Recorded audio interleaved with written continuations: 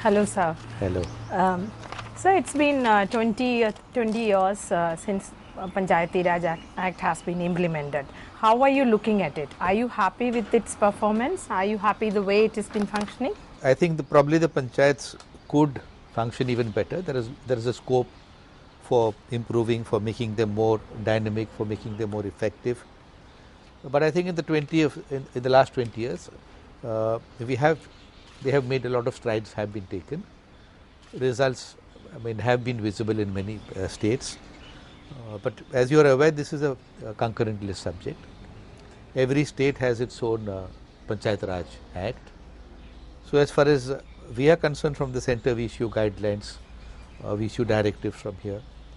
We persuade the states, we give them some funds to see that their Panchayat Raj institutions become more effective, and after that we leave it to the states. So the response from some states have been good. It's been lukewarm from some states, and of course a couple of states which have not had Panchayat Raj elections for many years, like for instance Jharkhand, which didn't have Panchayat Raj elections for 32 years, and Jammu and Kashmir had it after 12 years. So this gap was there, and it continues to be there. But in the very fact that Panchayat elections were held peacefully is a positive sign. But I think powers are yet to be devolved to these institutions. So biggest criticism for this structure is that on the 3-tier, there is a district magistrate. Yes. So a bureaucratic influence or the administrative powers are with him. So how do you think that, is this an impediment, or has it been helping the panchayat to function effectively? See, I think this is something which cannot be generalized. It's different in different states. As I told you, this all depends upon the kind of devolution that has taken place.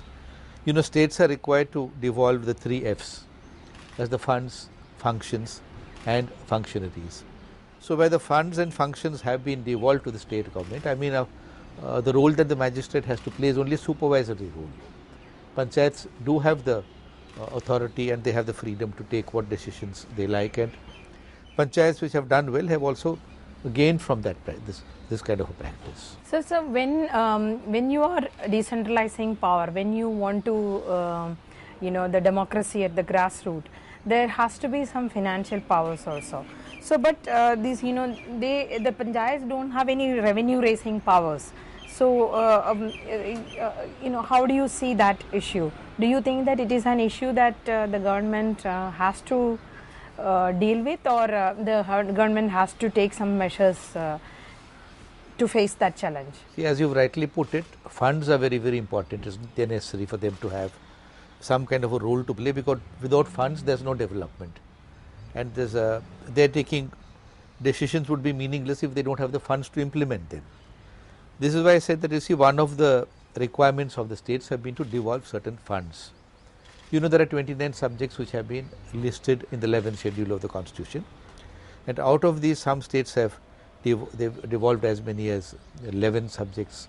Some have done more than that, some have done less, and depending on the devolution that has taken place, certain percentage of the taxes, like for example entertainment tax in my state, in Andhra Pradesh, a certain percentage goes to the panchayats. House taxes goes to the panchayats. So this all depends on how a particular state has dealt with this particular subject.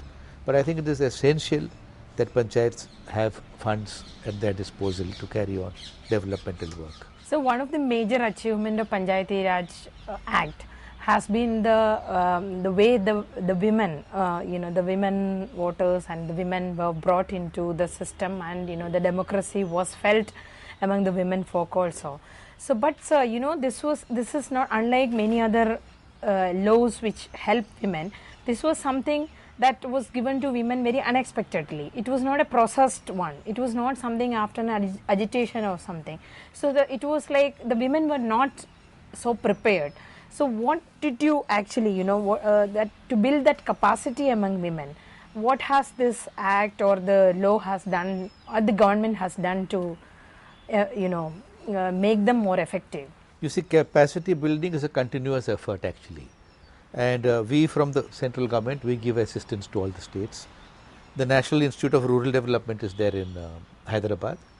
Then there are 6 states which have the state institutes of rural development, to which training is given also to elected representatives of Panchayat Raj institutions. In fact, in Jammu and Kashmir, after the elections were held, after a lapse, as I told you, of 12 years, there were nearly 40,000, 38,000 and odd elected Panchayat Raj representatives of Panchayat Raj institutions, and we got all of them trained for 1 week each. We send them in batches, and in 3 months' time, we send them to these different state institutes of rural development, also to some to the National Institute of Rural Development, as a result of which they could interact with the local people and the panchayats over there, and we imparted this capacity building exercise. This is also done on a regular basis to elected Panchayat Raj representatives in all other states. So, you know, one trend we have noticed during our travel was on this through panchayats was that the urban local bodies are not as effective as panchayat. So, in some states, you know, panchayats are very functioning very effectively, and you know they are actually that democracy is the decentralization of power is felt at the grassroots. But when it comes to the urban local bodies, it is not as effective as panchayat. What could be the reason? You see, there's a first of all, let me clarify that you see the urban areas, the municipalities, they come under the Ministry of Urban Development. But nevertheless, the question you're asking actually is relevant for both alike. And what you're saying is absolutely correct. I think probably there is more camaraderie, there's more homogeneity, there's more sort of feeling of being one at the panchayat level, when everybody belongs to a village or to a habitation or to a panchayat. Whereas in the urban bodies, you know, urbanization has taken its own toll. Each one is business with his own work. The lifestyle itself is different. So this difference does exist, and probably to make these more effective, a campaign will have to carried on in the urban areas. In the urban areas, generally the awareness is more, people are more educated. But yet when it comes to this sort of an exercise, I agree with you that in the panchayat there is a much positive response. More people are interested in to ensure that, you know, their village grows or they get certain facilities, which unfortunately I find is not necessarily the case in a municipal town or in a corporation. I think this problem needs to be addressed. So, you know that with the demography changing, and you know the urbanization is faster these days, and this, you know, the new census have come up with census towns, you know, how the villages have is turning into urban areas fast. So how do you think that panchayats and even urban local bodies can deal with this situation, the faster urbanization, liberalization, all these issues? Now that is the new challenges before them. So how do you think that they can? You see, this is a part of life.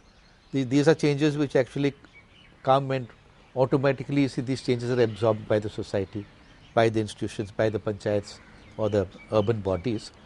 But you see, to deal with this, that's precisely the reason why they should be given a little more of leverage, and leverage means a little more of autonomy.